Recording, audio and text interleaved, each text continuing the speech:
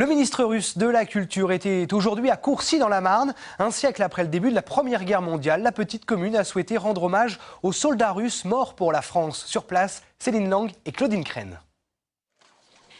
L'histoire de cette statue pourrait commencer en 2012, lorsque la Russie demande à la commune de Courcy la possibilité d'ériger un monument aux morts.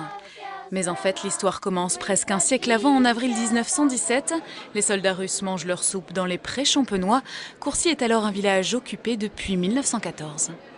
Pour une commune d'à peu près 1000 habitants, avoir 800 soldats qui viennent donner leur vie pour la délivrer, c'était quand même quelque chose d'extrêmement important.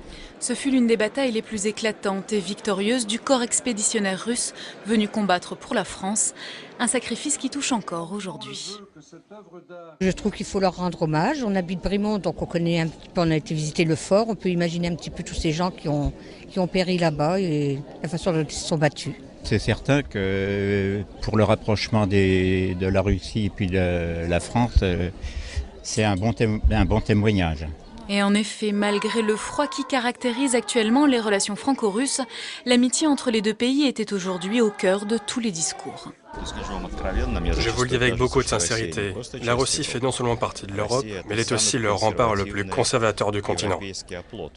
Et c'est ce rempart qui préserve les vraies valeurs chrétiennes, européennes, celles qui ont constitué le fondement de l'Europe contemporaine, il y a des milliers d'années.